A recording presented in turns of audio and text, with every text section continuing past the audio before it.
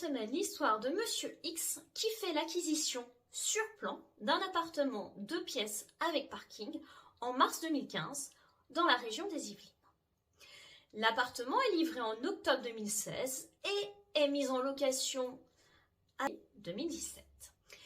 Il s'avère qu'il n'y a dans la résidence aucun local poubelle. Dans un premier temps, il y a des bennes à ordures collectives à proximité, puis le constructeur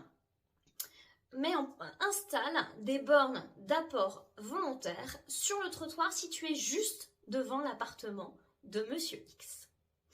Les locataires se plaignant de nuisances sonores, visuelles et olfactives, Monsieur X se rapproche de ce constructeur pour tenter de trouver une solution amiable. Sans succès. Monsieur X assigne alors son constructeur en annulation de la vente. Le tribunal ne l'entend toutefois pas de cette oreille et Monsieur X est débouté de ses demandes. Il interjette appel et décide non plus de demander l'annulation de la vente, mais l'indemnisation du préjudice subi. Il a en effet dû consentir une baisse conséquente de loyer pour garder ses locataires. La Cour d'appel voit les choses sous un tout autre angle, puisqu'elle estime que le vendeur savait dès le départ, dès le stade du dépôt de permis de construire, qu'il n'y aurait pas de local poubelle à l'intérieur de la résidence, qu'il y aurait des bornes d'apport volontaire et que ces bornes seraient situées à proximité immédiate d'un certain nombre d'appartements, dont celui de Monsieur X.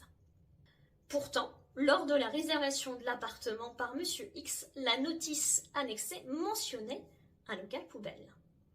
En revanche, lors de la signature de l'acte authentique, c'est-à-dire lors de la régularisation de la vente devant notaire, cette mention d'un local poubelle avait disparu. La Cour retient que le vendeur-constructeur aurait dû informer Monsieur X de ce changement et du fait que des bornes d'apport volontaire seraient implantées à proximité immédiate de son appartement. Elle estime donc que le constructeur a commis une réticence dolosive et elle alloue à Monsieur X une somme de 40 000 € sur un prix de vente de 173 000 € au titre de la perte de chance de contracter dans des conditions plus avantageuses pour lui. Mécontent, le vendeur forme un pourvoi en cassation. Il soutient que le manquement à une obligation d'information avant contrat ne suffit pas à caractériser un dol s'il n'y a pas de constatation du caractère intentionnel du manquement. Autrement dit, pour le vendeur, il faut démontrer qu'il a fait exprès de cacher l'information à Monsieur X. Alors, comment sentez-vous la décision de la Cour de cassation ? Eh bien, ça sent bon pour Monsieur X.